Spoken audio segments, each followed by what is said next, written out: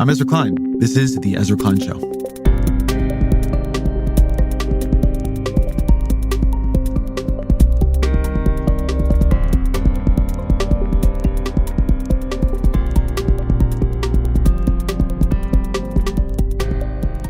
There's no way around it. This has been a heavy show lately. So it's nice today to be able to have had and to be able to give you a conversation that's a little bit more joyful, that makes you remember this is a dazzling world to get to live in, that we're lucky to have a chance to experience it, and that there's a politics that can be built around that kind of awe and that kind of gratitude. Kim Stanley Robinson is one of our great living science fiction writers. And one thing that makes him great book after book is the way geology is a character and a context in his work. Whether that is the terrain of Mars, the coastal structure of New York, or the glittering mountains of California. And Robinson's attention to land in his fiction turns out to be rooted in his attention to land in his life. He has this new book, an unusual foray into nonfiction for him, which is about his lifelong relationship. And I mean that in the more human sense of the term, with the Sierra Nevadas. And it's right there in the title, The High Sierra, a love story.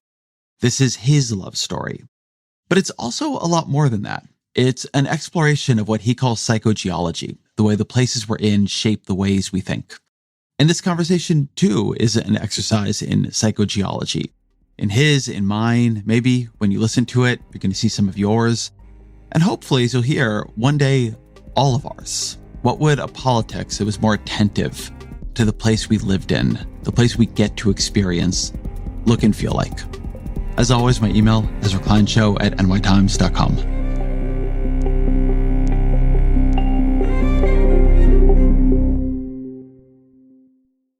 Kim Stanley Robinson, welcome to the show. Thanks, Ezra. It's good to be back. You all can't see us, but we're across each other, across a somewhat long table, and it looks like I'm giving Stan a quarterly performance evaluation. I hope I passed the audition. It's looking good, I think. Yeah. What led you to move your writing setup outdoors? It's a bit of an unusual decision. Yeah. Well, I do live in California in the Central Valley, so it's physically possible most days. But I was feeling burnt out and feeling like my writing life was coming to an end somehow. I had struggled with my Washington, D.C. trilogy. That was a 2 or 3 or 4 year struggle, and I felt mired in the swamp in the classic Washington sense, but also as a writer. And I was thinking, well, gosh, it's been, 30 years. Maybe I've just come to the end. And then I moved outdoors into my front courtyard, which has got a fence around it and is filled with plants and a patio, a cafe table, a comfortable chair now. Started tapping on the laptop out there and realized immediately that I needed shade to be able to see the laptop screen, even through dappled tree leaf light. It was messing me up. So I slung a tarp, as I would in the mountains, over me, got the shade. And then when it rained, which in Davis is pretty rare, the rain ran off the sides of the tarp, and I was still working rather stubbornly out there and realized I liked it. The rain fell off the tarp like a bead curtain. I was typing away. The laptop's hot, and it kind of steams off any raindrops that fall on it. My wife was highly amused and was taking photos of me, stubbornly staying out there. But I realized my writing day was an adventure day, an outdoor day, like as if I was in a meadow in the Sierra, but I was getting my work done. And I realized I quite enjoy writing. I love it, making a novel. It's what I do, and it's a peculiar monastic life, a same day, by myself, same seat. And not many people do that, and it is weird, but I thoroughly enjoyed it. So now in the winter, I wear my backpacking gear, a down hood, a down booties, a little electric pad, and perhaps because your feet go first. And even 50 degrees, if you're just sitting there, you're going to chill out. But you can wear warm clothes and just type away. Even a laptop is a little heater. In the summer, it's much worse. You roast, slow roasting, over 100 degrees, and even with a fan on you begin to heat up and your brain overheats. You can't write very well. So in the summer, I work in the mornings, or I don't work at all, and I try to work spring, winter, fall. But in any case, heat is the real challenge for an outdoor worker in the Central Valley. So let me then go back early before even the career, where the High Sierra book begins. Tell me about dropping acid in the Sierras that first time. Okay. Um, it was fun. We were hippies. It was a 73, very long-haired, very anti-Vietnam War. All of our draft numbers were under 100, and we were staying in college, and it was kind of crazy. And I think recapturing the feel of the early 70s now would be a remarkable act of creative, psycho-archaeological excavation. It really felt different.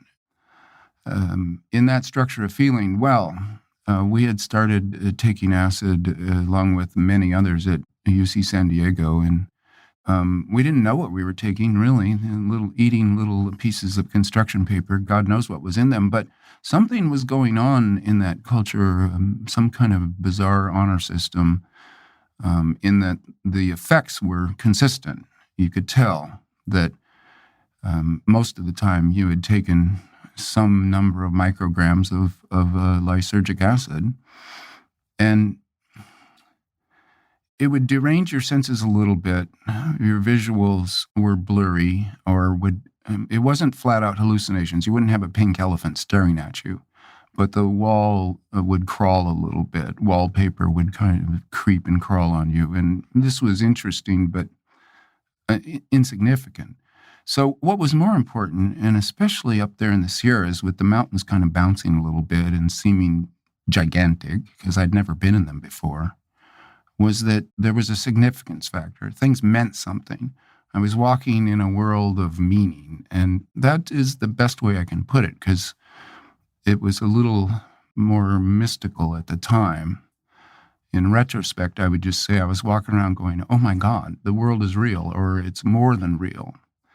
And that extended through that whole day. And then that night I couldn't sleep, and I was just listening to a stream, looking at a stream. It was in the moonlight. There were rocks. There were little trees. It was High Sierra at its finest, although for me it was more like dropping into some fantasy novel, some space I didn't know existed on the planet at the time. The Southern California mountains are scrubby, dry chaparral and sandstone and dust. And the High Sierras are clean and chiseled and filled with bonsai plants and are stupendously beautiful compared to what I had expected. So I joke that I just never came down from that day. And now they're talking, these brain scientists and people studying LSD are saying, well, it actually does change you. How could that be? 25 micrograms of a strange chemical, and your brain has that brain-blood barrier anyway.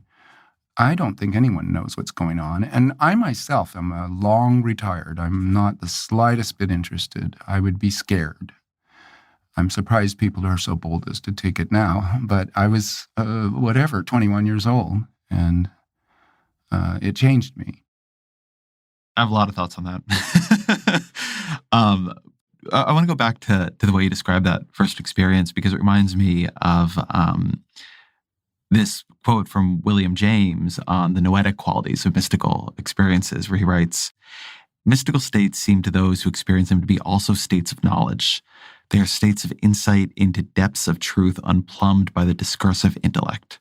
They are illuminations, revelations, full of significance and importance, all inarticulate though they remain. And as a rule, they carry with them a curious sense of authority for aftertime." And I thought of that last line when I read the way that moment imbued the Sierras with deep meaning for you. It seems forever. Yes. And James is so good on these things. That's a great quote.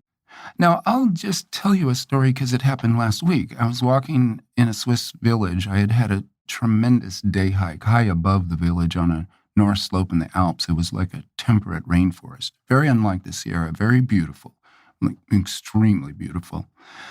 And came down into this village, and there was an old barn or tool shed, and an old bicycle had been tacked to it.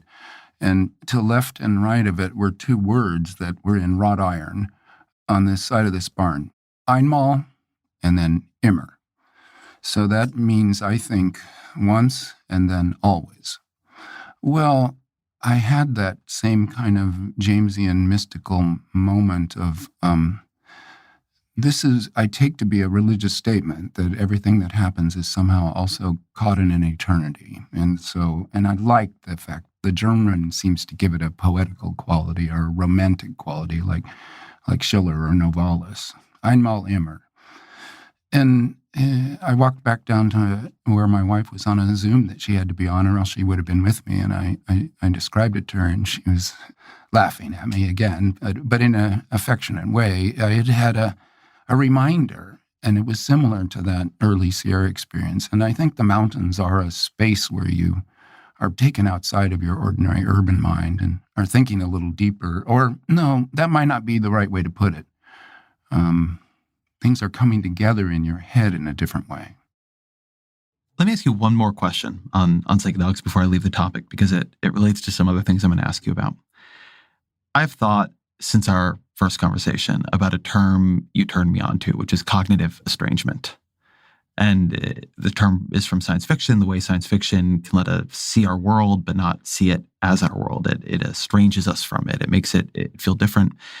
And so when I was reading the High Sierra, and I realized you'd actually had a quite serious, when you were younger, period where you were using psychedelics, I wondered if that had a role in your fiction, because it occurred to me that the fundamental thing that taking a few micrograms of a chemical, which completely upends your own consciousness, does, is it cognitively estranges you from seeing your world as fixed as it is. Right? That's what I've noticed from it. I think what a lot of people appreciate about it, that it loosens your grip on your own certainties. Do you think there's been any relationship between, your career as a writer and that period of your life? For sure. Yes. And cognitive estrangement is one way to put it. It's good. It comes out of Brecht, and Darko Subin applied it to science fiction as an aesthetic effect. And Brecht liked in the theater to do what I think he called the verfremden effect, the estrangement effect. If what you take to be normal, like in what a play would be like in the theater, and then suddenly the actor is talking to you directly about the aspects of the play that you need to think about, well, that estranges you from the willing suspension of disbelief that you go into when you enter a work of art, and the artist then kind of slaps you in the face. Well, now we know this is fairly common in theater and in art life, partly because of Brecht. But in life itself, with this psychedelic experience of my youth, it was impossible to believe that American reality as understood in the 1960s or 1950s was the whole story. If you could take just 25 micrograms of a chemical and then suddenly everything was changed, what was reality? It obviously is a relationship between our biochemistry and the outside world. So then you're into, oh my gosh, epistemology and ontology and deep philosophy, mystical feelings. And of course, we were young at the time, and I was reading Ram Dass and Aldous Huxley to try to understand the psychedelic experience, but also Gary Snyder, the great California poet, who was teaching me how to, how can I say it? There's a kind of California New Age hippie Zen Buddhism.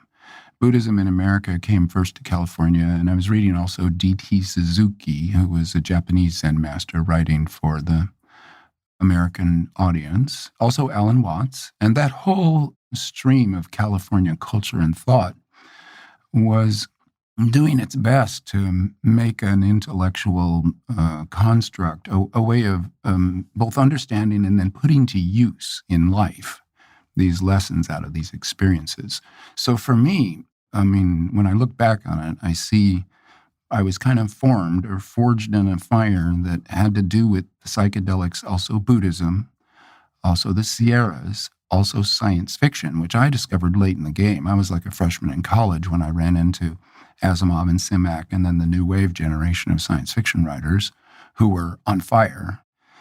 And if you think of all those things hitting one young man at once, and how I thought of myself as a poet even before that, writing Shakespearean sonnets in high school, and then in understanding that actually free verse had come along, it coalesced and it launched me.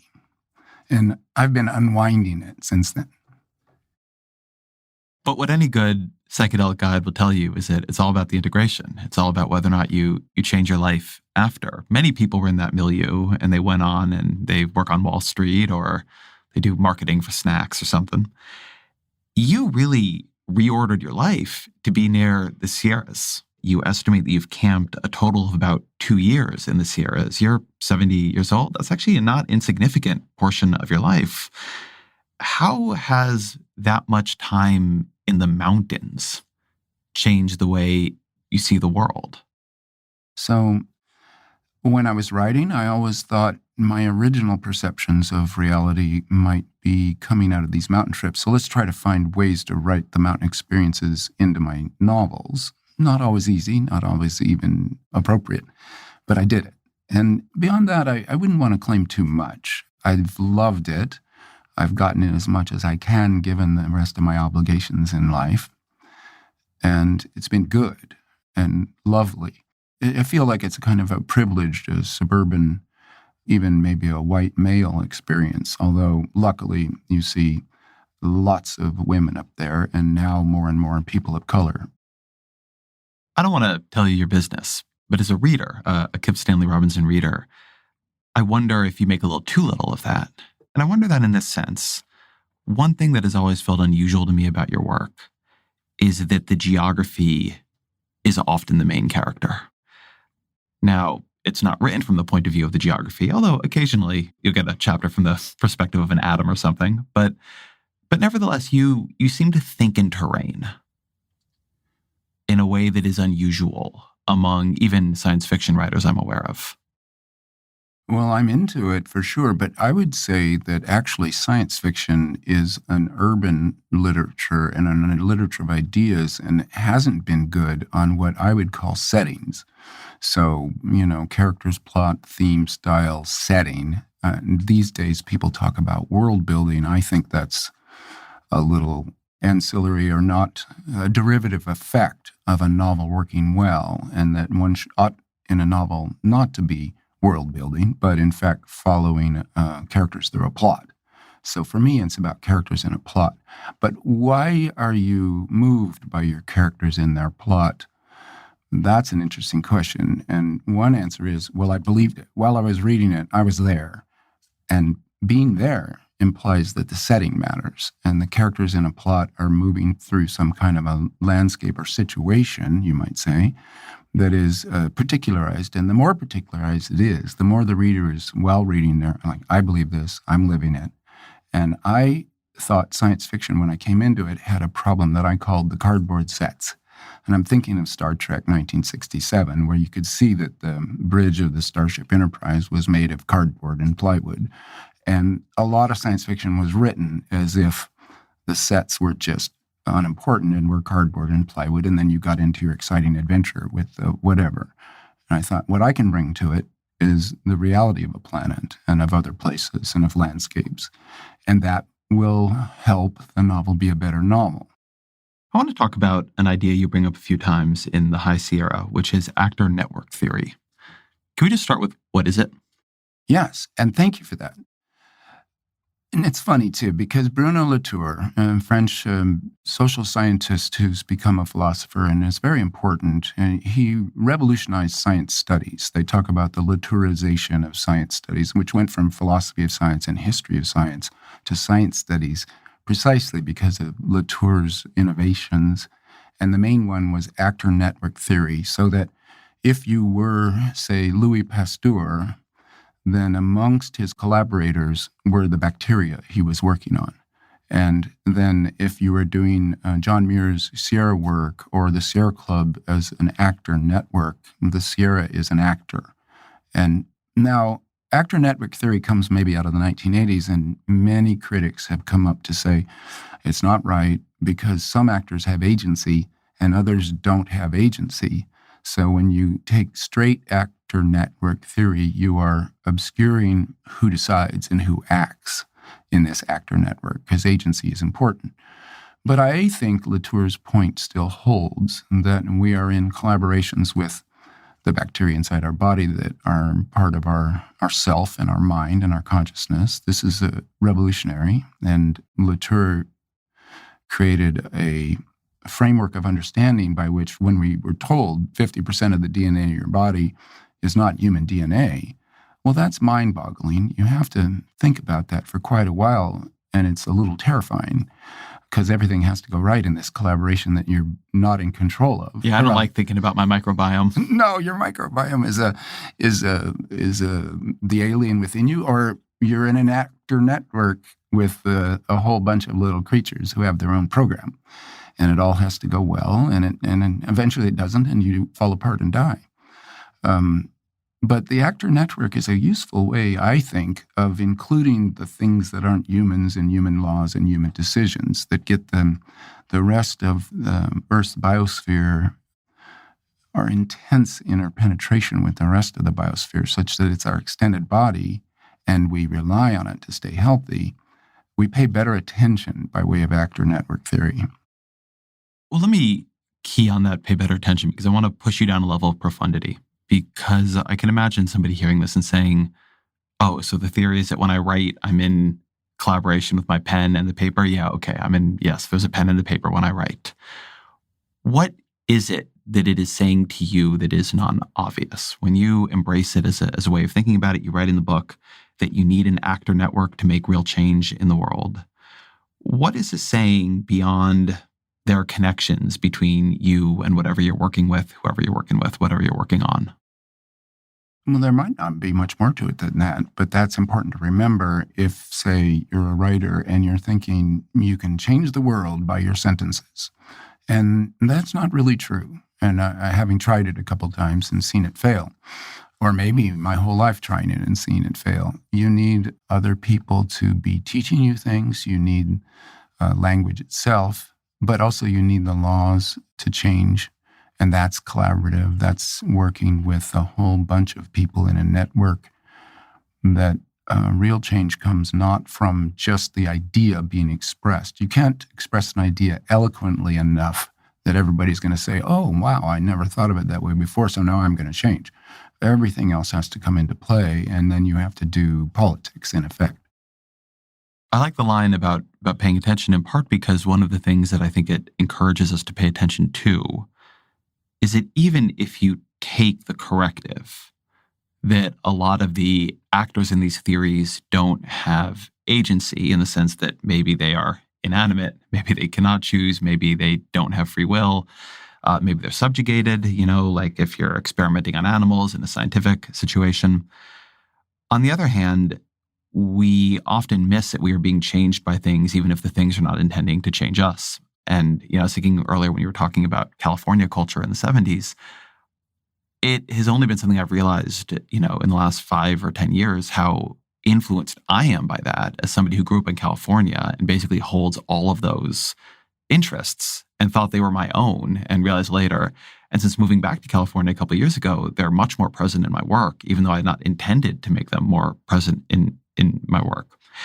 And so paying attention maybe to the ways that the things we are working with, working in the context of, change us, seems to me to be a worthwhile pursuit. And it, I think, offers an entry into something that you spend quite a lot of time writing about in the book, which is psychogeology. Tell me a bit about what is psychogeology to you. Yeah, it follows very naturally because it's a kind of an expression of actor network theory. But back to psychogeology.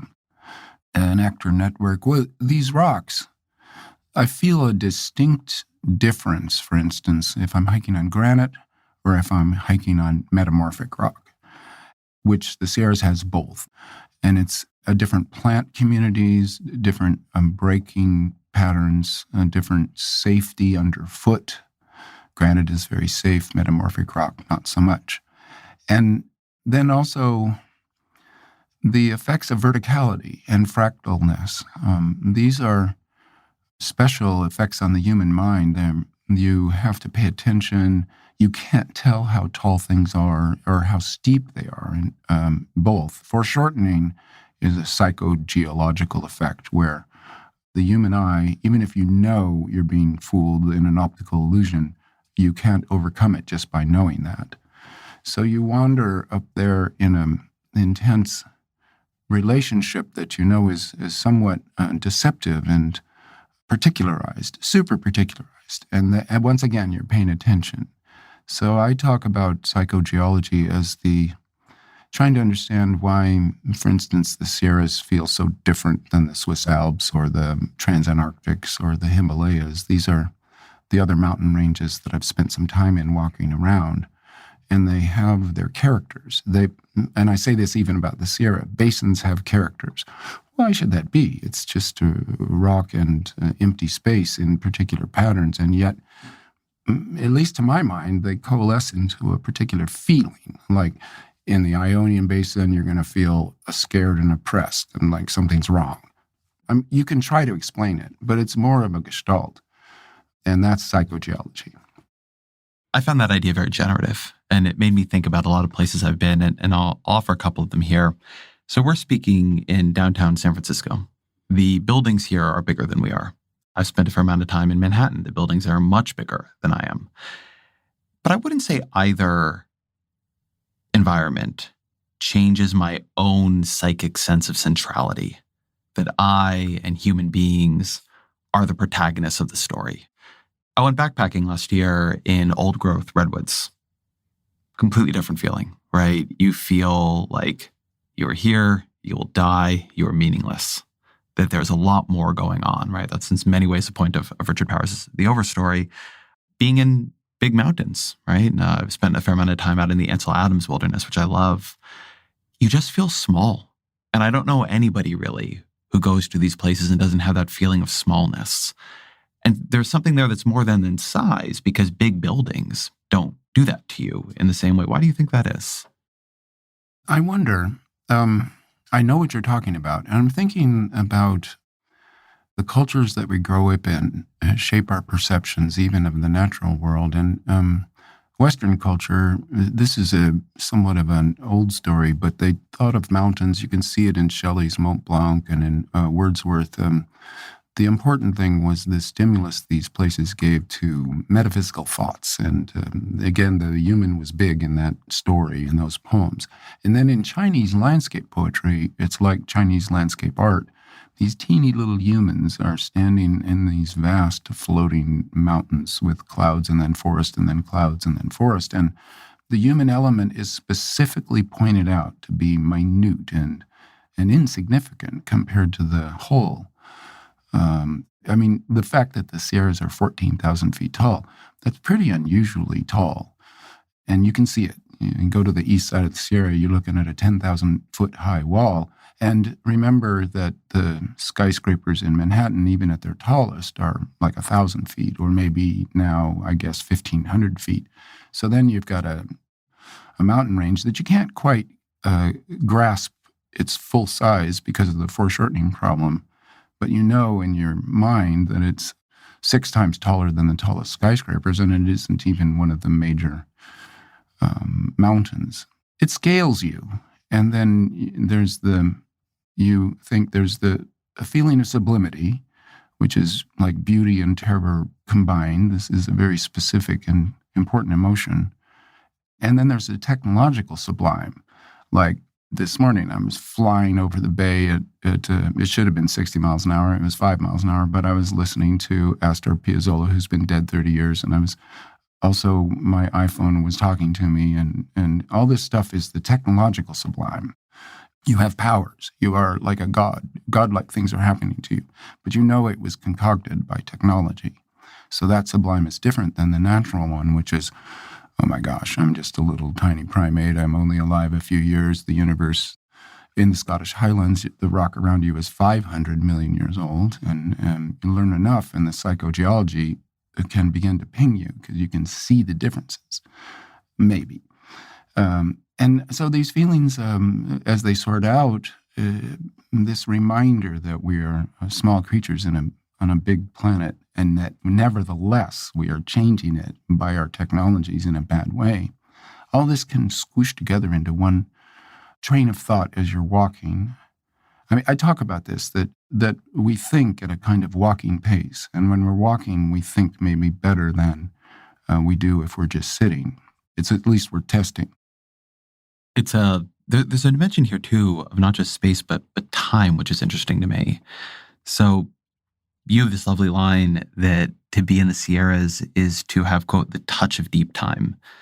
And I think that's important to this feeling. I think one of the reasons that skyscrapers don't have the feeling of old growth redwoods upon you is that old growth redwoods have this feeling of time. Like they are these batteries of time. You recognize they were there long before you. They'll be there long after you.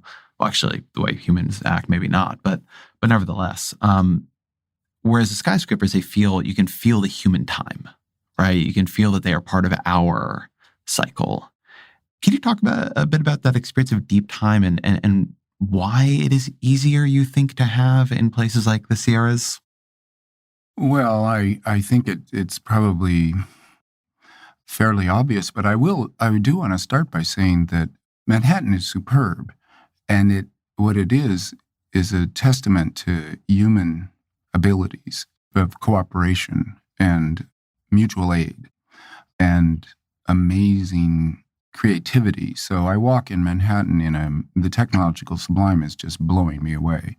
I quite love it. But also, speaking of time, I'm often thinking about something that you wrote about quite recently. Okay, they built the Empire State Building in a year. That's amazing. But when you look at all of Manhattan, you're thinking it should have taken more human work hours than the whole lifetime of the universe to build this place.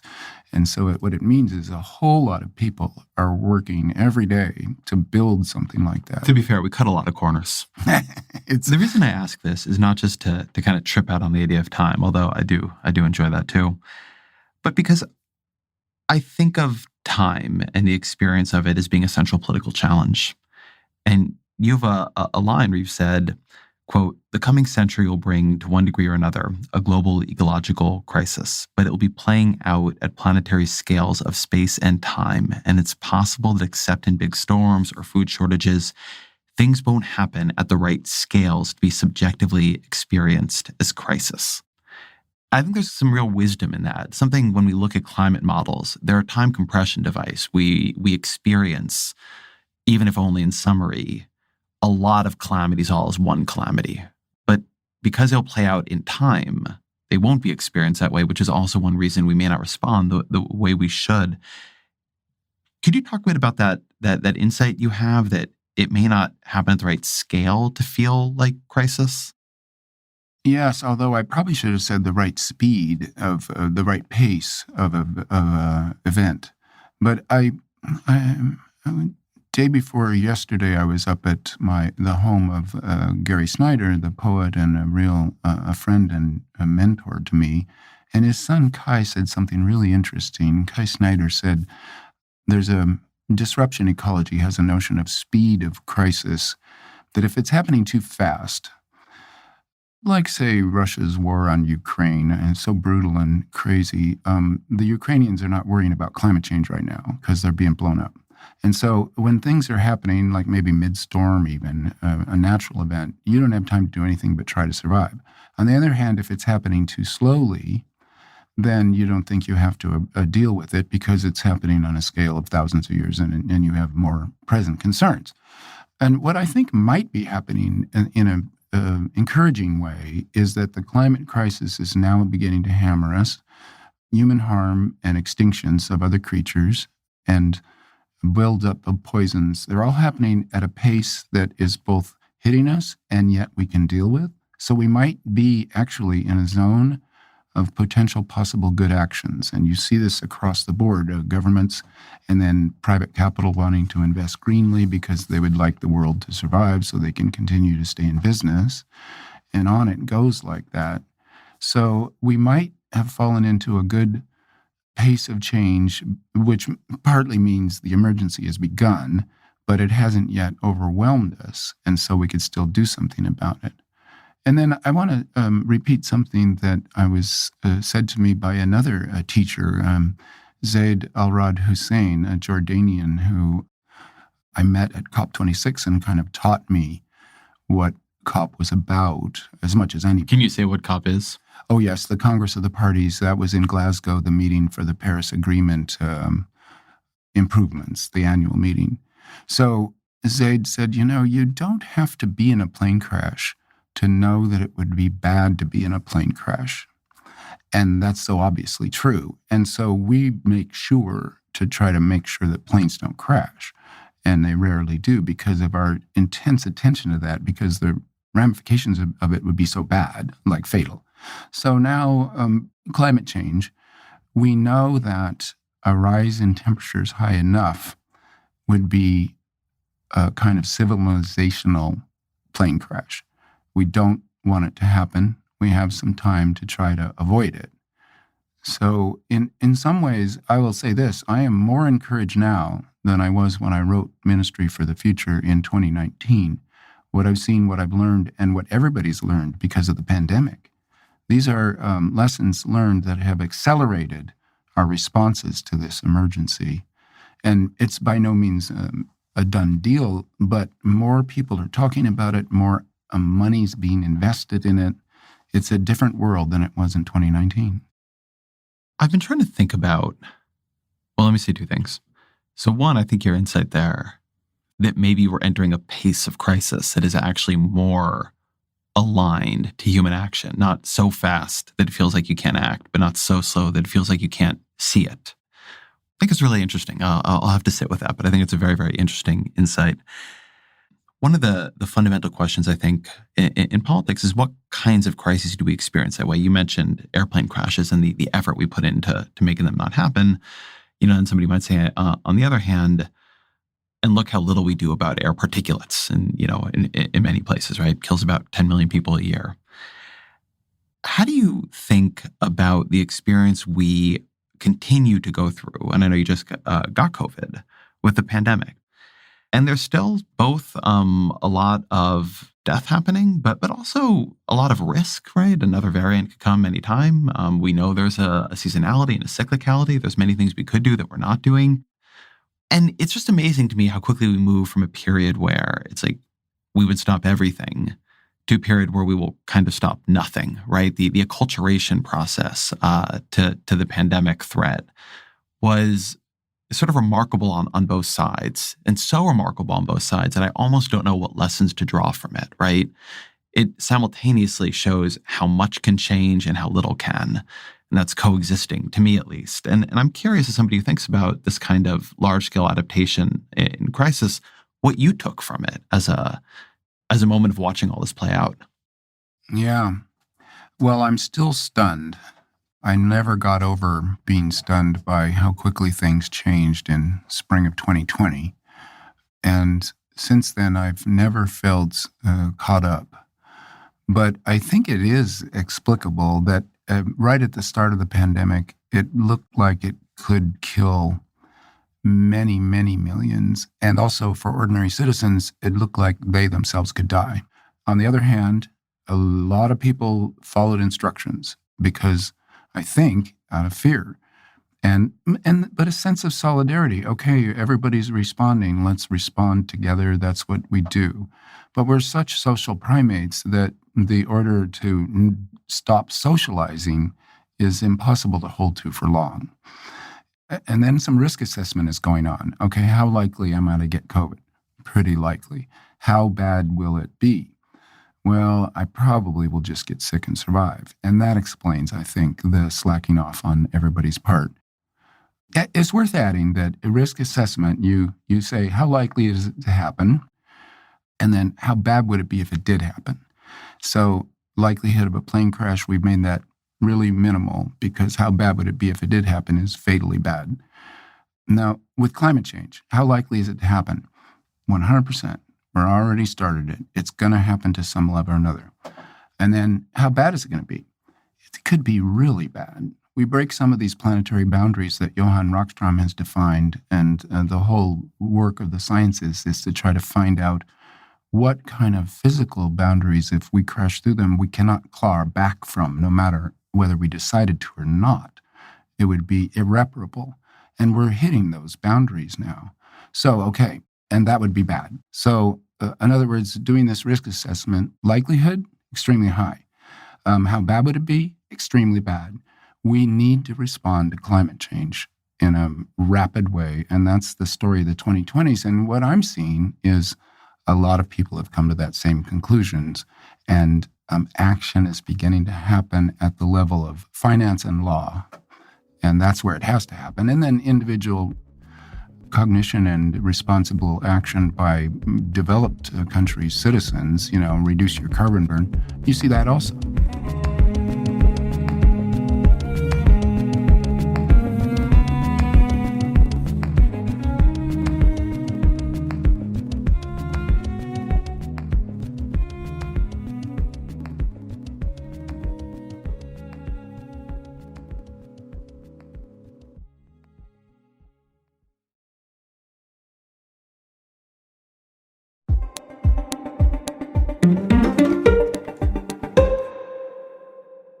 So I'm going to ask you to read something from the book now that it's going to sound a little off topic, but I really don't think it is. In fact, for me, it's come to be almost like a bit of a skeleton key to some of how you think about this.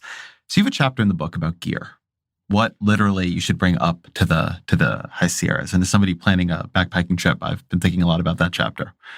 But you have a paragraph at the end that struck me as very revealing. So it's a paragraph that begins with, "It's the younger hikers," and I wondered if you could read it. Yeah, sure. It's the younger hikers who have simply gone into the adventure stores and bought whatever is offered that I find depressing. I wonder about them as consumers and as critical thinkers. I suppose they're strong enough to carry the extra stuff, most of the time, so it doesn't really matter to them, and they get the joy of doing something hard. But it could be more fun for them if they distrusted American commerce and thought it through. There they are on the Muir Trail, staggering under enormous backpacks, hustling along to keep to a timetable, having somehow managed to turn backpacking into a job. They are the equivalent of commuters in SUVs on the highways of America, a national weakness for overkill, even for conspicuous consumption. That they suffer for it when hiking uphill on their first day is often very evident when you pass them on the trail, sweaty, red-faced, dismayed, getting desperate, about to cry, even actually crying. We've seen it all. But they haven't twigged that there's a better way. So let's do this at two levels. Give me a little bit of context for what you're saying there about ultralight hiking and these systematic mistakes you think people make. But then I'd like to hear about what it seemed to me you're really talking about, the way our preferences and our society then are formed by the social and consumer society around us, and the way they might be fundamentally wrong, that we might have the wrong preferences for the lives we actually want to lead. Well, advertising, capitalism, the culture of commerce sell things, and the more and bigger they are, more complicated, the more you have to pay for them. A whole national culture, and maybe it's a global culture, but it's definitely American, because I just got back from Europe and all the cars are about 1/3 the size of your average American car, and they get around just fine. So this is something in our national psyche, the bigger is better. And people are generally urban or suburban. The percentage of people that are farmers is tiny. And then, so you go out into the outdoors on an outdoors adventure, you're still part of American culture, and you go into one of the big adventure stores. Here it would be REI, and you're being presented with equipment that has been designed to cost a lot and feel comfortable inside the store. It's ridiculous. It's too heavy. It doesn't do what it's supposed to do. Now, there's some people in the world who've decided they want to walk from Mexico to Canada in a single season. That's 2,650 miles, and I would never do that. That's not on my list. But for some people, it is. And so they're doing like a marathon that they walk every day for 4 months, about a marathon's distance, and up and down on trails. So they have become obsessed with weight. If you used to think of backpackers as worrying about ounces, these people are worrying about grams. And a whole cottage industry has developed where people start making their own gear, and then little companies looking at these designs for ultralight equipment have started small cottage industries to make it and sell it online. So you see a culture developing, and they call it ultralight. And there will be arguments amongst them. People being people, you can go too far with that and lose your comfort or cut corners in ways that are counterproductive. And there's another line from my book: we always carry our houses on our back. And this is sort of a reference to Thoreau's line that all I need is a railroad box to live in. I wouldn't be in as bad a box as many a middle-class citizen is already. What struck me about that part of the book is the idea that we are wrong about what we think we want. You make the point in that chapter that people desperately want to get away and go into nature. But then when they do, they've weighed themselves down with so much gear, with so much stuff, that they've actually not done the thing they were hoping to do. Instead of feeling free and unencumbered to the extent at least possible, me, specifically I, am weighed down under a 75-pound pack. Ooh. And I don't know if I've ever had a 75-pound one, but nevertheless, big packs. The first day is tough.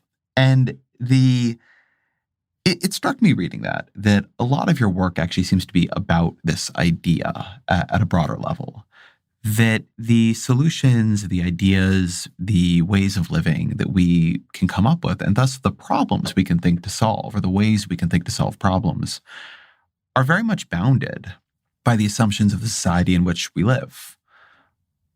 And the difficulty is thinking things through from first principles. That to me, what was striking about that line, that it could be more fun for them if they distrusted American commerce and thought it through. And it'd be easy to read this as taking an anti-technological stance, right? That, just modernity is bad. But you say that actually backpacking in this way, it is a very high-tech game.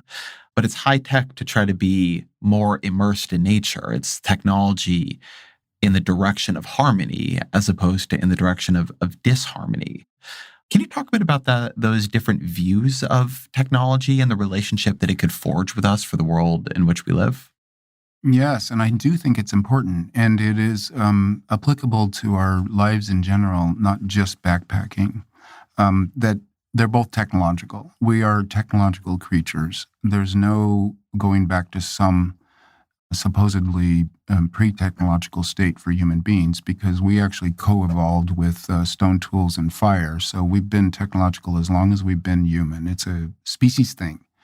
But appropriate technology, which is a very good book by Victor Papanek from the 1970s, appropriate technology is an interesting question. And because it becomes philosophical, what are you doing it for? And say you're doing it for comfort, safety, and fun, then you often can get by with less, and it becomes a matter of becoming more sophisticated in your technologies. So you don't have big, clunky, poisonous technologies, what I call Chelyabinsk 65 of a world, referring to the old Soviet poisonous industrial city, which really is, in more disguised ways, describes a lot of what we've done. You clean it up and use as little as needed to get the experience that you want, which is maybe more of a contact with the world, out in the wind, living, sleeping outdoors. This is the wilderness part of it. But in general, less between you and the planet that we're on can be a heightener of experiences, so that in aesthetic and even religious terms, you're having a better time by using less in a smarter way. So this is one solution to the problem of, what do you say to the younger generation about we need to use less, we need degrowth, all these things. I don't think degrowth is a good term at all for human beings. We need growth of sophistication. We need a matter of figuring out what we want and then actually doing things that suit it. How do you figure out what you want, though? Because that's so much more complex a question than I think we give it credit for. Because we think we have a lot of agency over what we want. But the insight here is that we don't. Our wants are socially constructed. The mid-century economists thought a lot about advertising. For some reason, that's fallen out of fashion among economists. Now you have people on the right really like to talk about René Girard and mimetic theory, which, I don't know. I know it's like the hot new thing, but the idea that our wants are socially constructed by other people has not struck me as transformative than as people seem to think.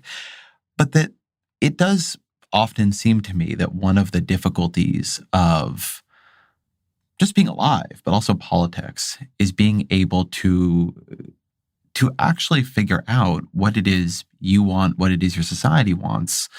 And so we've outsourced that in many ways simply to the market. Whatever the market kind of ends up showing we want is what we want. And then we accelerate that want through algorithms and advertising and other things. But it's something that it does seem to me you've thought about in some of your books and is kind of thrumming through some of your work here. How do you think about the politics of wanting? Well, it's worth looking inside and thinking it over and realizing that there are pressures on what you want that come out of a commercial society, out of capitalism and advertising that aren't what you really want. They've been blown up, and you've been told that you want those things. So there is that social aspect.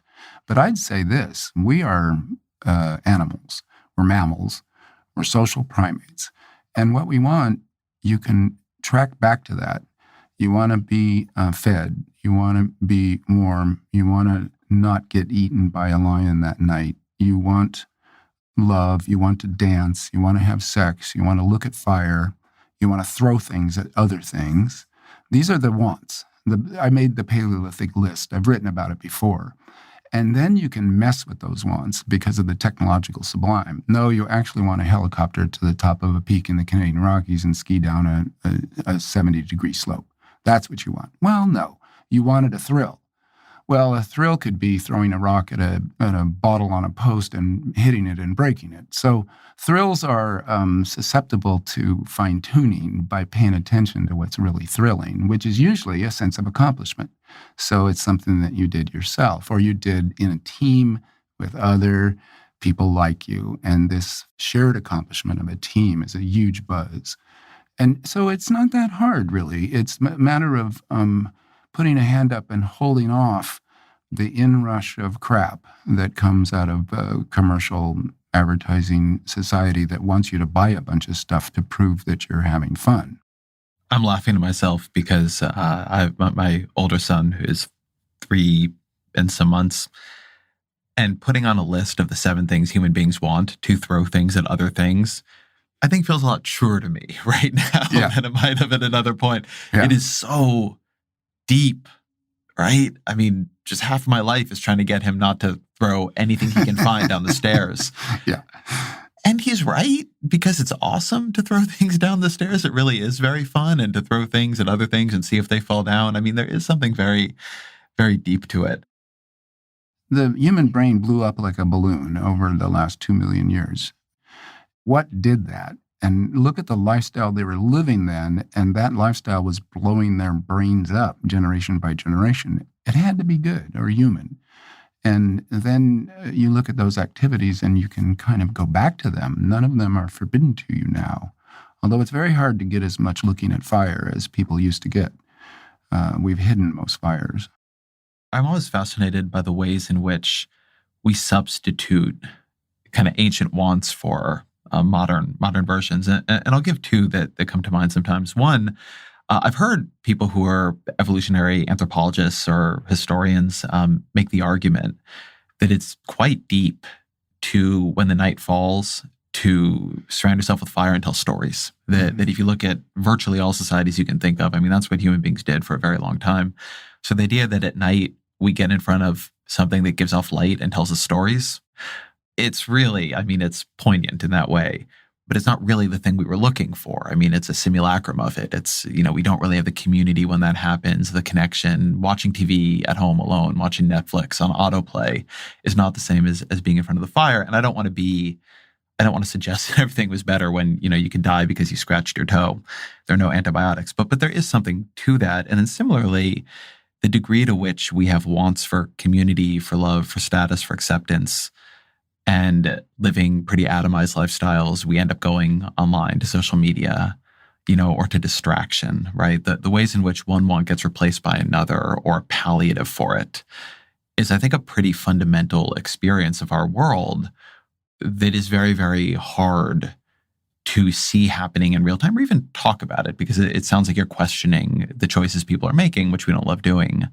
But nevertheless, I think there's something to that. Yeah, for sure. It's so disembodied the world through the screens, and I mean embodiment as being important. I mean, my friend Terry Bisson said this is why people liked going to movie theaters was that Hmm. experience of it in the dark and a flickering in front of you and a story being told. This was all very ancient, and watching your laptop isn't the same as the communal experience of being in a movie theater, which is semi gone away. Although I wonder if it will. But the basic emotions are still back down there being felt by us as social primates. It's worth thinking about as a sorting mechanism what in modern life is worth my time and effort, and what is perhaps a distraction and is actually making me less happy rather than more happy.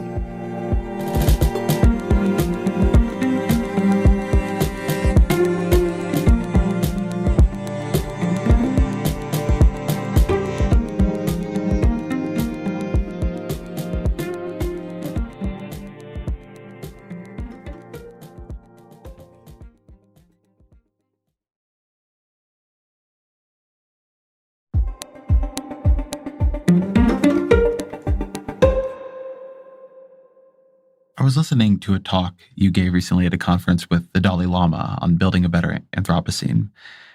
And I wanted to set it up with some of these ideas and quotes because I feel like that was really at the center of that. You really were sort of estranging from the world we have and suggesting that we could build a world that better reflects what we want. So before we get into some of the ideas of that talk, I'd just like to hear quickly about that conference. I mean, that's an unusual life experience, going and doing a conference with the Dalai Lama. What was that like?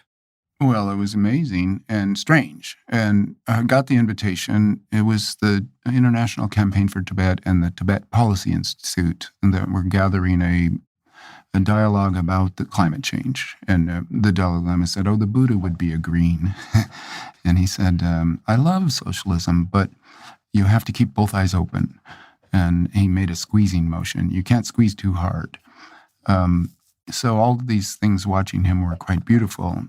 But I felt peculiar going to the other side of the earth. And this is a kind of a pandemic thing that having stopped flying now seems really strange.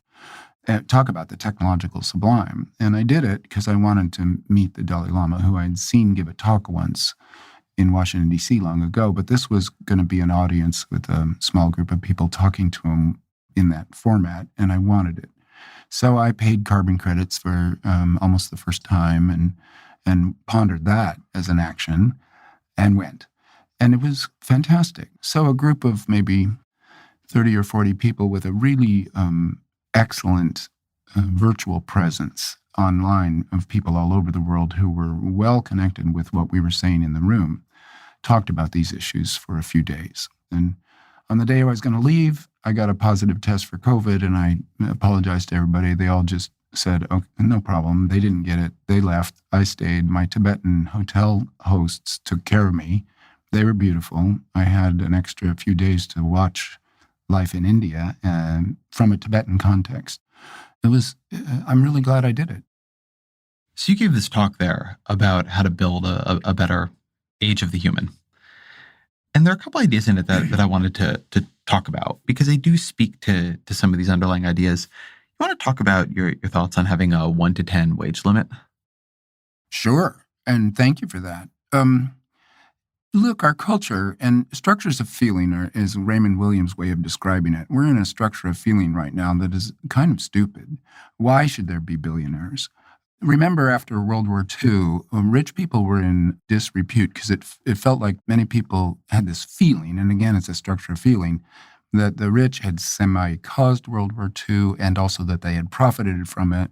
And in 1953, the tax rate, once you got past $400,000, which would have been maybe $4 million today, you were taxed at 93%. And so progressive taxation was a real thing. And we got the glorious 30, as the French call it, 45 to 73. It wasn't that glorious, but there was more equality then. And then since the Reagan-Thatcher counter-revolution, inequality has just ballooned to the point where we're in another Gilded Age. And you don't need billions to be happy. It's too much money. It doesn't do the person who has it any good. And then for everybody else, it makes them think, I'm not even really part of this system. I will just say, if you don't believe this, You should meet some billionaires Yeah. because, or just watch them on Twitter for a day because that's very available to everybody. Like watch Elon Musk and some of the people around him on Twitter and see if it looks to you like having billions of dollars really makes people happy. No, and I like Elon Musk. He's an interesting guy, but I don't like his Mars fantasy, but I like his car company and his rocket company. But it's true. And I call it the Midas touch. If you've got that much money, when somebody comes up to talk to you, you always are not trusting them.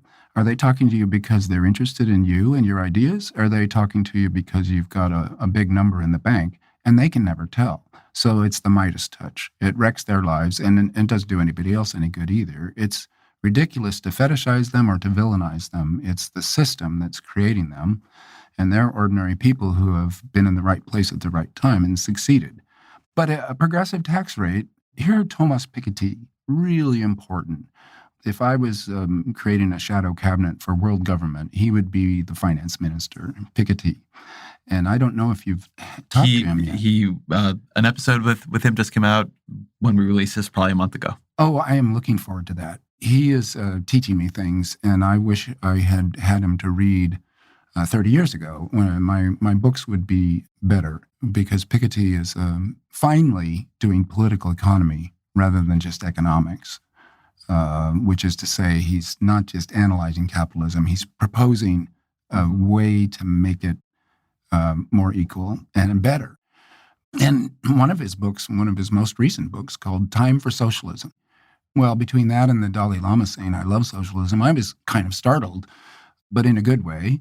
And I don't think we need to use that word in America. You could just say public utility districts, or you could say, government over business. We need to control the economy to save our ass. There are ways to put it that aren't inflammatory in our culture.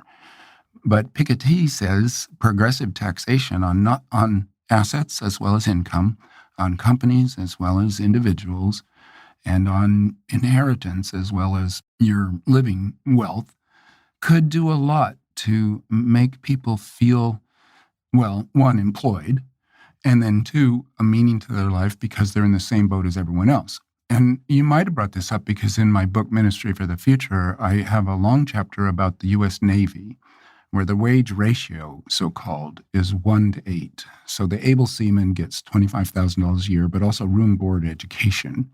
And the top-paid admiral gets $200,000 a year.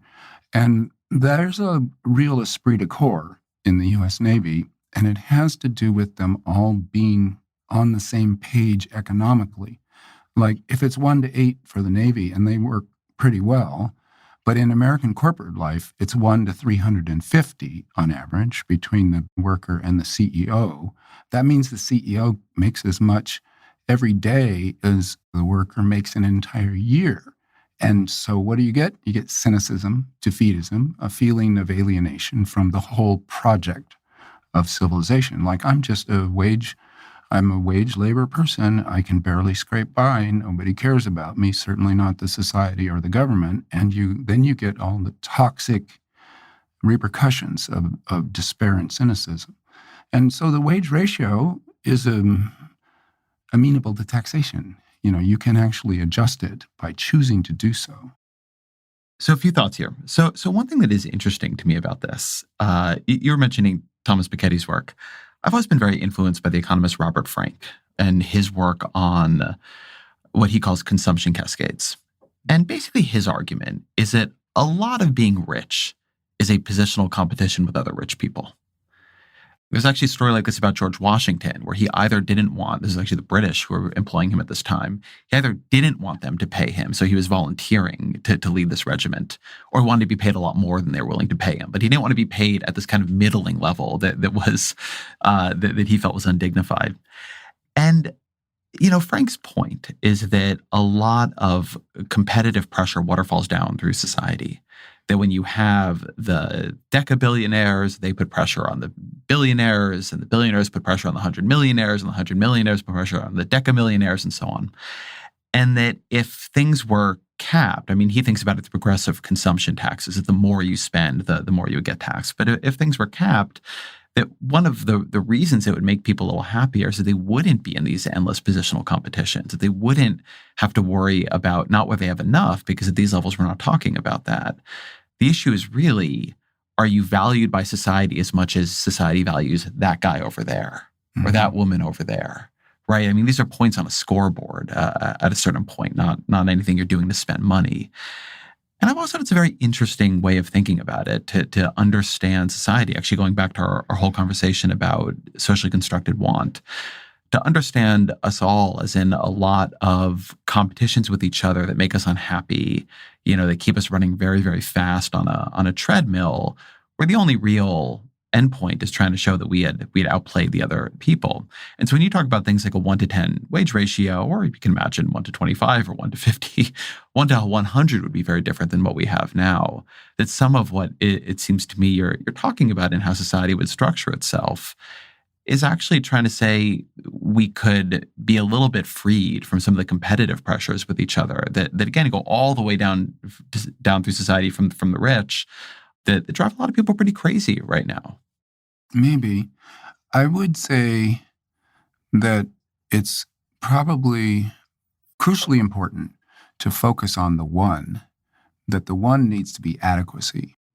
And so if the person that is at the entry level or the lowest amount of compensation is adequately compensated, and so that by that I would say food, water, shelter, clothing, healthcare, education, electricity, had all of those and knew that they were going to last to the end of their life, no matter what happened, that social security of a safety net. Well, that's a one that you can trust. And if you had it, you could even say, I'm happy because I've got my own personal interests and I've got adequacy. And once you've got the one as a floor of decency and because it's such a scandalous situation that we're in, how many humans are immiserated, and the precariat is indeed precarious. And that's a whole lot of people are precarious. One job loss, one health crisis, and they're screwed forever. So if the one is solid, then the top one isn't as important, because adequacy, if you begin to do it like on my fingers here, one adequacy, and then let's go 1-to-10. 2 adequacies, twice as much as you need. Well, that's a lot. But then another one, 3 times as much as you need, 4 times as much as you need. By the time you get up to 10 times adequacy, your brain begins to explode. You're like, well, that's just luxurious. You don't even need that because adequacy is adequate. And yet we're in the 1-to-350, at which point it begins to look obscene. So you have adequacy, and then you just set something above it that seems acceptable, and that should be the new structure of feeling. That would be the utopian goal that we could work to from here. We talk about the 1%, and there is an amazing amount of wealth at the 1%, but if you talk about the top 10% getting squeezed from the top down, but you talk about a floor of adequacy for all 8 billion of us, you've got a decent social order that people might therefore be, how can I say it, patriotic towards. They would believe in it. They would work for it because they would feel they're part of the team. Well, you're somebody who thinks a lot about technology. You think a lot about innovation for the purposes of social progress. And you think a lot about human motivation because your characters need to be motivated.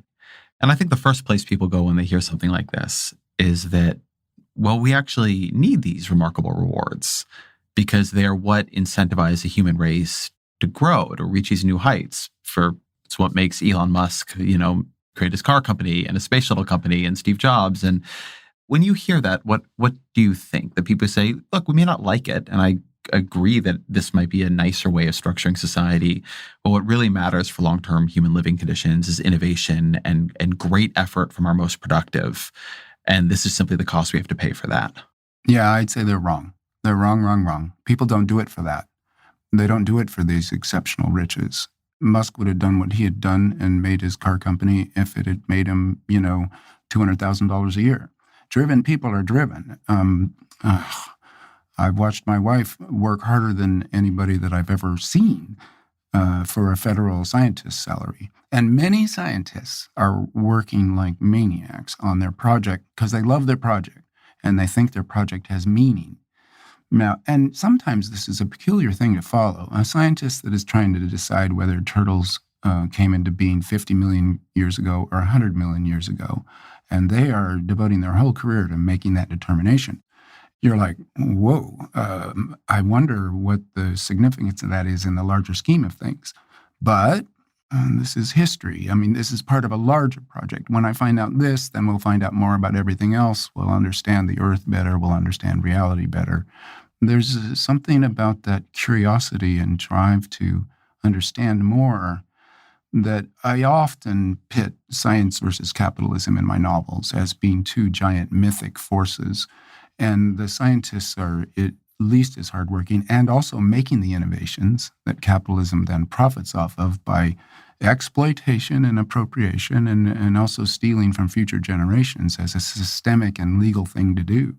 So I think it's a right to say that people are driven to innovate for project-based reasons that have nothing to do with wealth. And if they have to do with prestige, which I agree is prominent in many people's minds, you want to be respected and all that, well, you need a National Academy of Science. You get into that, it's like, oh my gosh. Or you get, a little plaque from your coworkers from 30 years, and it's like, oh, that's great. Or maybe there should be a Industrialists Hall of Fame, and then you get your presidential medal for doing great work. That's all you need, and then a decent amount of money to feel safe and able to do what you want to do in life. You don't need more than that. That's all there is to it. I recently wrote a book that, if you haven't read it, I think you'd really like it, called The Knowledge Machine by Michael Strevens. And it's all about how do we get scientists to do what they do. He takes as his central question. It's fun just making fun arguments. I know that better than anybody. It's literally my job. And yet we've had to somehow incentivize scientists to not sit around saying, well, if you assume that everything in the world matches the fundamental metaphysics of harmony, and so it must be most like a triangle, right? Like the way sort of old science worked. And instead, it's people processing tons of pig brains to try to understand like the basic fundamental makeup of this one, molecular mechanism in them, or, doing the geological evidence taking to slightly better estimate when something happened. How do you get them to do such painstaking, boring work as opposed to just coming up with fun theories all the time? And his answer functionally is that we've created a set of rules. He calls it the iron rule. You need to bring evidence to an argument. And the way to advance, not in money really, I mean a little bit in money, but fundamentally in prestige and your status in science, is to bring the evidence to arguments that people end up believing. And through that basically that simple fundamental rule, like you need evidence, and evidence is what will help you advance in the argument, and the argument is what gives you status in your profession. We've created all of science. And you can argue with him. This is one theory among many of how science works, but I think it's largely true actually, and it's very inspiring in a way. Yeah, it sounds to me, I think that's right. And it goes back to Galileo and to the birth of science as a method. So the scientific method is to run a demonstration such that if you yourself were to run that same demonstration, you would come to the same conclusion. And there's actor network theory in this, that instead of trying to make a point in argument by simply debating technique and rhetoric, at which Galileo was very good, by the way, you run a demonstration where the other person has to agree because they've seen the same thing you have. You set up an experiment, a model, a theory that gets proved by what everybody sees together. That's the scientific method in a nutshell, and it has been spectacularly effective in the world. I often describe it as a utopian political effort that's trying to work under the radar of politics as normally conceived. And scientists are just saying, well, just let me do things and convince my fellow scientists who understand the game. And if I manage that, then we can let the rest of society decide what to do with it. But I've managed to play my game. And they aren't doing it I mean a game in the sense of joy, like a project that they're taking joy in, because they've figured out how old those turtles are or how a piece of metal works when it's pressured. The scientific project is huge, and it's worth supporting and saying, this is a good human project. It has done a lot. There are unexpected bad side effects that can come. You keep people from dying from diseases and in their first year, and suddenly you've got a population boom. You find a fuel that makes civilization go like anything, And it turns out that the waste product is cooking the planet. Now, so scientific achievements are not cure-alls. They're not magic. You don't want to fall prey to scientism. But it is a good method for entangling and trying to cope with the biosphere that we're in. I'm a big science fan. Speaking of the biosphere we're in, you talk in that talk about E.O. Wilson and rewilding, and something I didn't really know about, which is the rise of these 30 by 30 plans, which California actually has. And I found that bit very inspiring. Can you run through that a little? Yes, I can, and I thank you because I love it. It's so encouraging. E.O. Wilson proposed as a biologist that we leave half of the Earth's surface and the oceans to the wild creatures and congregate ourselves on the other half, and then the world would come out okay in biodiversity terms, and we would dodge the mass extinction event. I thought, beautiful idea. It'll never happen. People aren't like that. We've got these 30 by 30 government policies in California. The Biden administration made a statement in favor of it also, where 30% of the land surface is given over to wild creatures most of the time. It doesn't have to be pure. In some cases, a place like a cattle ranch, the cattle are replacing the elk that are gone and doing the elk's work in the ecosphere. So the way that these land use attributions are being made are quite flexible. But 30% of the land by the year 2030, California's at 24%. The head of the program is named Jennifer Norris, and she was appointed by Governor Newsom, who's totally behind it. It's something to be proud of, and it's also hope for the future because young people are going to the cities, and the countryside's emptying out.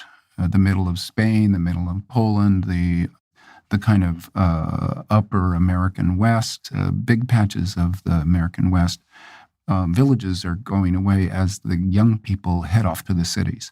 And they're doing it for jobs and for fun, the social primate thing again. Well, that empty land, if it's managed right, then people could become keepers of the land, stewards of the animals. It's another kind of job. And the wild creatures won't go extinct under the lash of our bad work on the planet. And that would be amazing. That would represent a success so huge that it equals the carbon reduction project. And the two of them are two parts of a bigger project, and both of them we're seeing really substantial progress. And that's what has surprised me since Ministry for the Future came out. I'm actually both more scared, but more encouraged at the same time. I think there's more reason for optimism than a lot of the public conversation is caught up to at this point. Well, that's good because you're seeing more than most people. It's always tricky to even talk about this because I think there's a real pressure not to seem like you are either understating the scale of the problems we face. Right. Or overstating the pace of the progress. And all of this, I mean, maybe the 30 by 30 plans fall apart or they're too flexible. And, things can go wrong in a million different ways. But I would say that compared to what I understood of the path we were on 5-10 years ago, and I've spent a fair amount of time talking to climate scientists about this, there are people who disagree with this, but I think it was very plausible 10 years ago that we were on a path of 4-ish degrees of warming. I think a lot of people who I trusted believe that. And a couple things have happened. One is that much better policy has been passed. Another is that the technological advances in solar, in wind, in battery storage, and in all these different things have gone much, much, much, much quicker than anybody hoped. The price falls have been remarkable. And to your points about structure of feeling, just politics of climate is different. It's not even that it has led to less of the transformative legislation that people hoped. But the fact that at almost every level of society, this is something constantly in people's heads is changing decision-making at every level of society in ways that are big and in ways that are small. And cumulatively, it's all having an impact.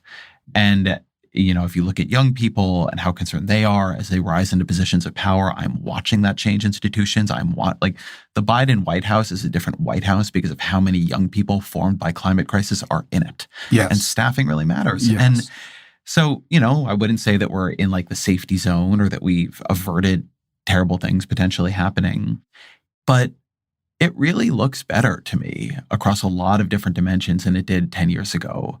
I mean, I moved from a place of being almost hopeless about the politics of this place of being pretty hopeful. Again, not that we're going to get it all right, but that we're going to get some things much more right than I thought we would. Yeah, I'm seeing that too. And I've learned so much since ministry came out, and I saw it in Glasgow. Private capital, which is really trillions of dollars of assets, is interested and concerned in a way that I didn't know about. And I think it's new. And also, you mentioned 4 degrees. That would cook humanity and would be a plane crash. Yeah, I mean, it's cataclysmic. Yeah, so getting down, and even the difference between 1.5 and 2 is significant. At least the scientists are estimating that now. So we need to work really fast. But that sense of necessity is getting so widespread that I think something's happening. And I want to mention that, this notion of being optimistic, it has become a truism about me. I am science fiction's or this culture's great optimist. Well, this is a coded critique. It's a way of saying, the poor man is delusional and maybe a little bit obtuse or even stupid. Why would you be optimistic in this world?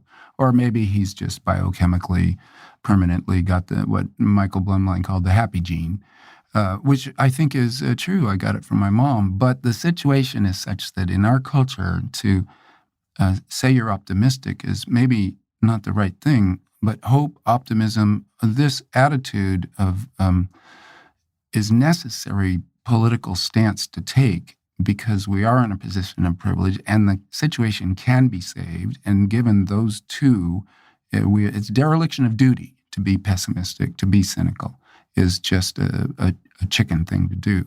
We need to be strong in a moment of crisis by saying, yes, it can be done. And if we're in a race between bad catastrophe and some kind of beginning prosperity for all, when you're in a race that intense, you don't want to sit down on the ground and start crying, oh, we've lost already. That would be a bad thing to do because you're in a race. You actually need to run as hard as you can. If you lose the race, well, that is that's a dystopian novel, and I don't really want to go there. If we lose the race, we're in terrible trouble and we'll be in emergency mode for years. But if we win the race, it's a big win for the biosphere, for the other creatures, for humanity. So it's worth pretending to be optimistic or using optimism as a club and beating it with people. Yes, we can succeed. Bang, bang, bang. I don't follow this myself, so take it with a grain of salt. It's given. But I've thought before that our public conversation about everything would be better if we just simply retired the words optimism and pessimism. Yes. Because I don't think of, probably I have a relatively similar view on trends here as you do. I don't think of myself as an optimist on this, or frankly, a pessimist. I think that I can chart for you that solar has come down really fast and we didn't expect it. I can chart for you that wind has come down in pricing really fast and we didn't expect it. I can chart for you the progress in battery storage. I can chart for you, if you look at climate projections, current policy climate projections, they've gone from, something well over 3 being very much in the middle of that probability spectrum to something that looks more like 2.6 is in the middle now. And if you actually think we're going to follow the commitments made in the Paris Climate Accords and what has happened subsequently, and I don't know that I do, but that would put us at about 2. And if maybe you think we're not going to do that, but you actually think the technology is going to keep getting better faster than people have feared, then that's another way of saying maybe we'll be at about 2. And that's not, I say this in this piece I just did on climate and children, I don't think, even if you thought we would get to 2, right, 2 degrees by 2100, that would still be a kind of horror, right? That would not have been success. It would have been a kind of failure. We could have done much better. We shouldn't have done that to the world. But I don't want apocalypticism to become an aesthetic. No. Right? Because like you're saying, among other things, I don't think it's a politically useful view. Like the fact that we have made progress is a proof point that progress is possible to make. And that's exciting, right? That means you can do it. Whether or not you're optimistic or pessimistic is beside the point. The point is that it's possible. Yeah. And if we did get to the end of the century and it was the global rise was only 2 degrees, that would be better than the alternatives, to the point of you would have to say, well, not bad, and now we need to work harder than ever to bring it back down. So there's going to be a lot of CO2 withdrawal, drawdowns. That will be a giant civilizational project too. suck CO2 out of the atmosphere by natural and mechanical means. A big industry, but also a way of doing agriculture, a way of doing aqua farming. You can draw down carbon in all kinds of ways, and all of them will become super valuable because we'll be a little bit too hot. But hopefully not catastrophically, where we reel off over some tipping points into breaking planetary boundaries. I will say that there's something really interesting about that point because it's something I've noticed, and it's what I mean a little bit when I say I worry about apocalypticism becoming an aesthetic. You would think that the more, I'm about to do it, pessimistic, that the less possible you think progress is, the more intense you would be about carbon removal, right? That the people who are the most pessimistic, would be the people who are just banging the table all day, every day on putting everything into carbon removal, because then you really need net negative technologies. And it's kind of not. It's the people, in my experience anyway, it's actually the people who think we're making progress who also want to put a lot of energy there because they think we're going to need that too. There's something about the attitude that you can do this that seems to me to open people up to a lot of solutions, or the attitude that it's done seems to close them off from a lot of them. It's an observation. Yeah. And there's an old argument from the early 90s that says that if we think we can draw carbon dioxide out of the atmosphere, that's a moral hazard. Mm-hmm. Then we will go ahead and just burn it like we have been this last 30 years. So it isn't as if this thought has changed anything, or maybe it has. But in any case, that argument's defunct now because we're in an emergency, and we might simply have to draw CO2 out of the atmosphere. You could well imagine us semi-magically doing everything right from right now and still want to draw down quite a bit of CO2 out of the atmosphere. And it's not supporting the fossil fuel industries, and it's not their idea. Even if they see a business opportunity there, that's good. We need an exit ramp for them. We need good work for them to do. And they've got a lot of money and expertise. So if the fossil fuel industry was actually put to the work of drawing carbon down and we paid them to do it, that too would be a nothing to sneer at. We need all hands on deck, and every possible idea has to be considered as being something that might help enough that we may have to try some of it and see what works and what doesn't. As we sort of come to the close here, one of the threads in High Sierra that I didn't expect going into the book is aging. And you turned 70 this year. What would you tell yourself at 30 that, not as a piece of life advice, but that is true about the world, that you believe now that you wouldn't have realized is true then? Oh, God, this is like that line from Peggy Sue Got Married, take better care of your teeth. I don't know. 70 is really quite old. It's a big number. I feel good, but I also feel like I haven't got that many years left just by the nature of life on Earth and how long humans live. So, but on the other hand, medicine has saved me twice. I shouldn't really be here. That's true of so many people my age. And so I'm appreciating it more than ever. And I think that might be the sign of things going well in one's life. And they report this often for people in their old age, that there's a sense of appreciation in the daily things that is heightened to the point where a lot else falls away. If you've got your health, and if you're lucky and have your partner's health also, then, well, you're rich and things are good. It's too bad. It's, of course, too bad that wouldn't just extend out. And very often I've written about lifetime extension as a science fiction device in my Mars trilogy in particular. And I'm thinking, damn, I wish they were a little faster on that. It would be great that humans were living to 200 and 300. Not going to happen in my lifetime, although maybe some days. But meanwhile, I just have my fingers crossed. My health is good, and I hope to keep hiking in the Sierras. I have a couple more banger hikes that I want to do before while my legs are still working well. And so I sort of pitch my ambitions rather short these days compared to the old days.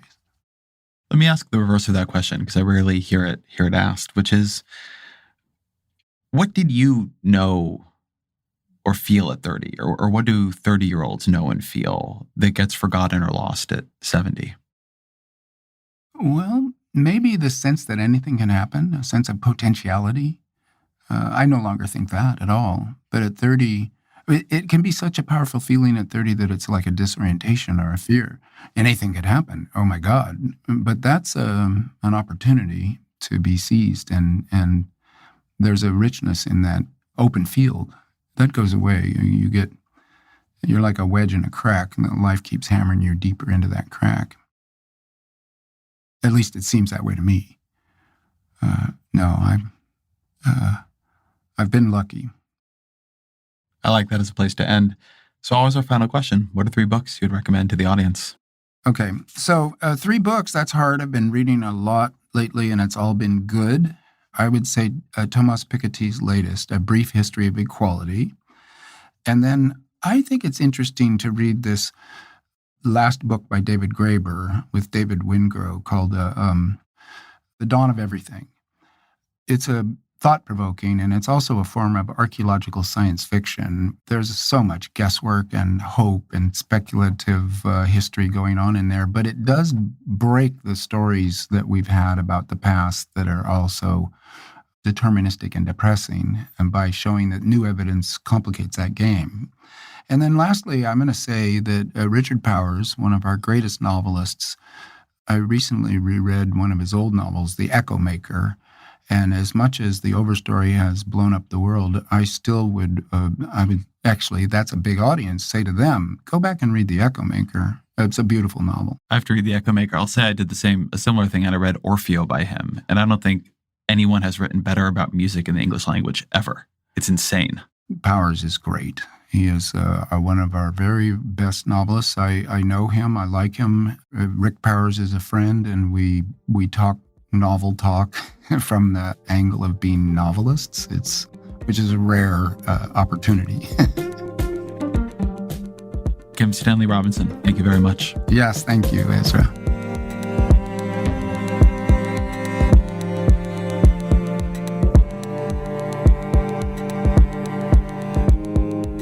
The Ezra Klein Show is produced by Annie Galvin and Roger Karma. It is fact-checked by Michelle Harris, Mary March Locker, and Kate Sinclair. Original music by Isaac Jones, mixing by Isaac Jones and Sonia Herrero. Audience strategy by Shannon Busta. Special thanks to Kristen Lynn, Christina Samuelewski, and Jerry Canavan.